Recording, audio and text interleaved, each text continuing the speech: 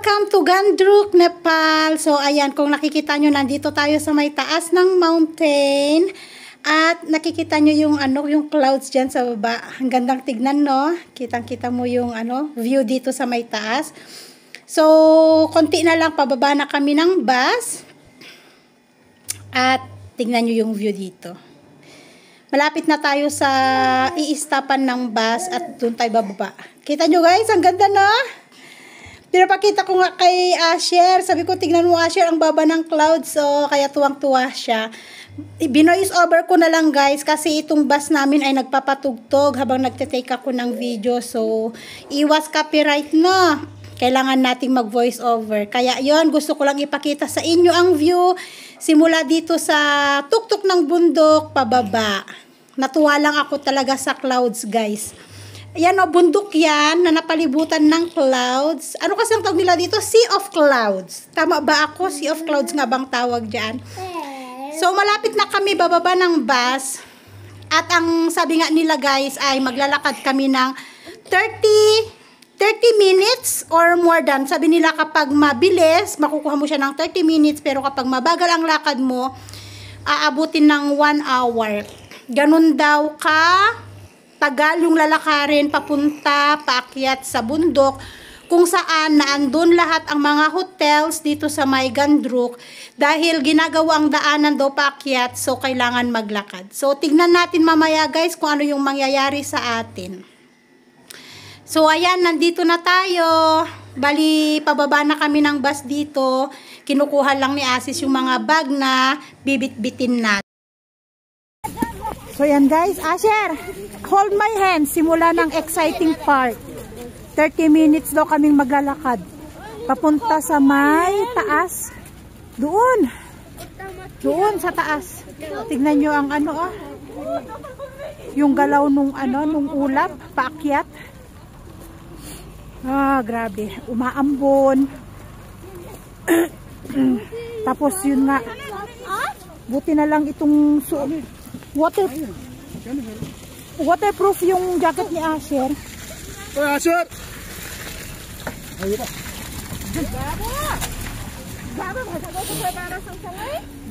Hold my hands.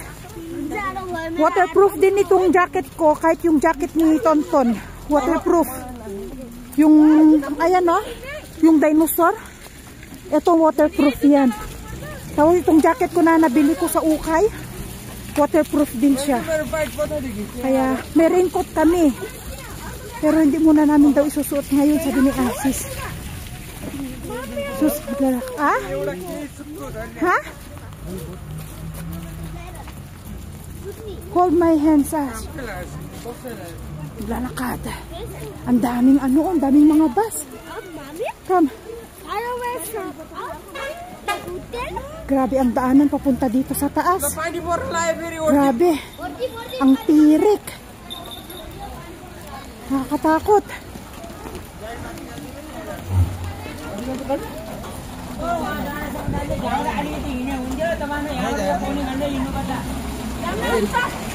Hi guys, nandito na kami sa kwarto namin. Grabe.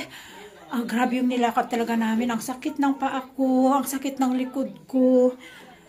Sa totoo lang, kung para sa akin lang, hindi ko siya i-recommend na pumunta dito sa may Gandruk. Lalo't ang mga hotel nila dito mismo sa may tuktok. Tapos, ang bus nila ay hanggang dun lang sa may baba. Hindi ko i-recommend, lalo kapag hindi kayo mahilig sa trekking or hindi kayo mahilig maglakad ng ganun kalayo. Tapos, pataas siyang ganun. Hagdan, pero pataas siya ng ganun. Ang sakit sa paa. Hindi ko i-recommend talaga guys. Pero ito yung room namin, 2 kama, tapos 1,000, di ko maintindihan, parang 1,000 per person. Parang ganun. So, may double bed, pwede 2, tapos may single bed, pwedeng isahan. So, it means sa isang kwarto pwedeng 3. Pero kung family na ganito, isang family ang pwede. Tapos, shared bathroom, toilet. Nandun sa dulo ang toilet niya. Bali, nandito kami sa baba, meron din sa taas. Tapos, meron din dun sa kabila. Bukas, ipapakita ko sa inyo yung buong lugar. Hindi ko alam kung Hotel Inn ang tawag nila dito or Village Inn ang tawag nila dito. Kasi sobrang pagod. Sobrang pagod ko. Si Asis, alam niyo si Asis, bit-bit niya si Tonton at saka yung bag. Si Asher ang bit-bit ko. Kasi nga, nakakatakot na ulan pa, naka-raincoat pa kami. Sus. Ayan, naghubad nga ako, nagbihis ako, Nagbihis ako ng pambahay. Ang jacket ko nandun sa isang bag kasi, ayan, yung dala kong jacket, basa. At, ito, basang-basa itong isang jacket namin. Yes, Papa, need to remove all. Tatanggalin lahat. Ayan ang laman ng bag. It's not wet. Not wet, that one my jacket. Yan lang ang laman ng isang bag. Eto kasi, damit, towel, nandito lahat yung damit namin. Buti, inilagay ni Asis sa loob ng raincoat. Eto. Malaki yung raincoat na nabili nila. Ayan ang laman ng bag namin. Tamang-tama, yung isang bag na dala ko, lagayan namin yun ng, ito yung mapagbibihisan namin ngayon. Ayan. Nag-start na silang bonfire. Ano tawag, bonfire? Campfire? Kasi bumili sila ng chicken. Ayun yung isa doon. Meron din doon, up and down. Up and down yan. Yun yung 4 ang kwarto doon eh. Tapos ito naman yung sa amin. Up and down din. Yun yung sa taas. 1, 2, 3. 3 rooms. 3 rooms, 1 bathroom sa dulo. Ganon din dito. 3 rooms, 1 bathroom sa dulo. Ito yung pinaka nila, kitchen. Kitchen yatang nila dito. Oo. Ayan. Kasama yung doon sa kabila. Ayan, nagpaapoy na sila. Tayo ay Papa. Init. Ayaw. Campfire. Campfire. May iihaw sila na chicken.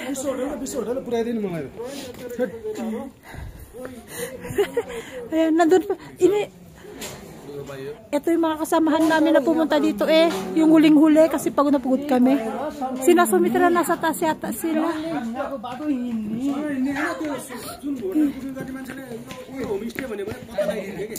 Ang daming hotel dito. Ayan. Bukas, pakita ko sa inyo bukas. Lahat.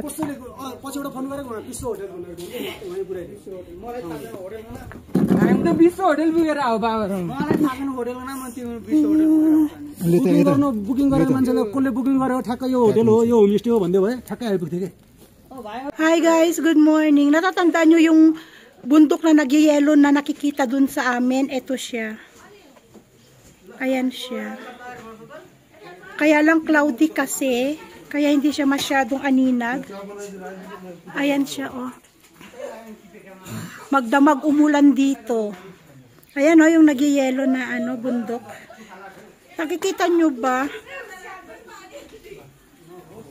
Cloudy kasi.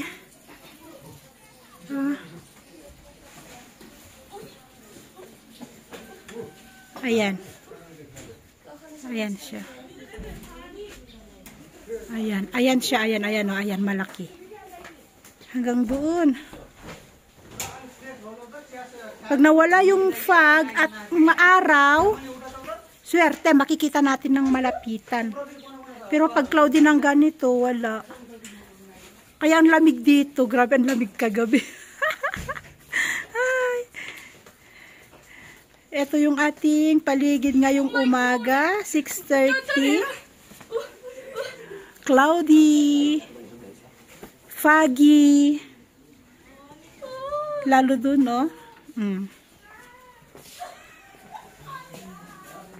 Ayan, ayan, fog. Ang babaw ng ulap. Yan, may ulap dyan, sa ilalim. So, ipapakita ko sa inyo yung paligid, guys. So, ito yung paligid natin. Mababa yung clouds. Ayan. Iikot ko yung aking camera, dahan-dahan, para makita nyo. At medyo papalabas ng araw. kami ay nagtiti, nanghingi kami ng tea, at ang binigay nga nila ay lemongrass tea. Okay din yun kasi nga sobrang lamig dito at ang lalamunan namin. Ayan, gising na lahat kasi sabi nung taga-hotel, sasamahan niya kami papunta daw sa village. Parang Gandruk village yata. Ayan, ang daming mga hotel dito, malalaking hotel. Pero hindi ko alam kung bakit ang mga hotel ay itinayo talaga dito sa may tuktok talaga ng bundok. Pero okay naman. Ito, dyan kami naka-stay. Yan. Ikot pa natin. At yun nga, hindi pa natin masyado makita ang Himalayan Mountain. Yun. You live in Gandruk. Umaraw na guys, oh. Ayan, oh, araw. Sumikat na si Aring Haraw dito sa tuktok bundok. Mga busy pa sila nag-tiktok.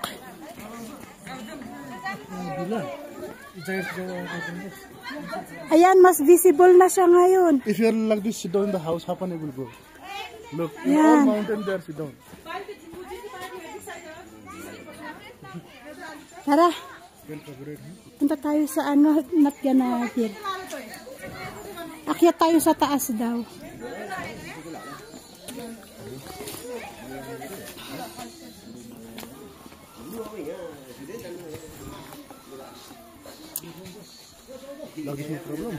Yeah. Nagtiti guys. Ano siya? Lemongrass tea. Lemongrass tea. Walking. You will come sleep. Yan pa yung aakyatin, oh.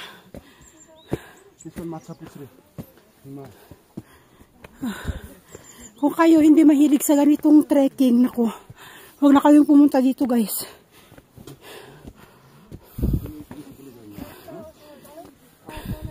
Sakit lang ng paa.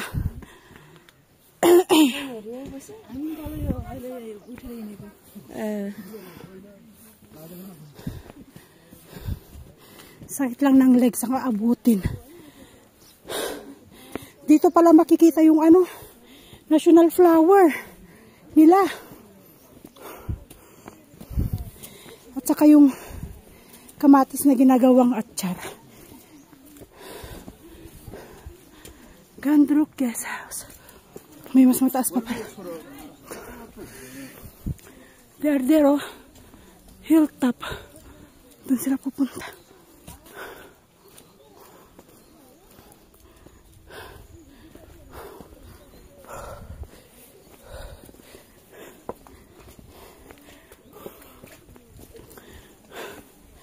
Ay, naku. Asis. There with Sunil.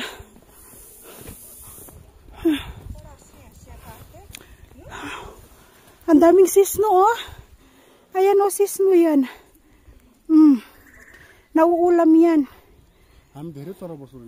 Kaya lang, may video ako nito, niluto ni Ama. Ang partner niyan, anong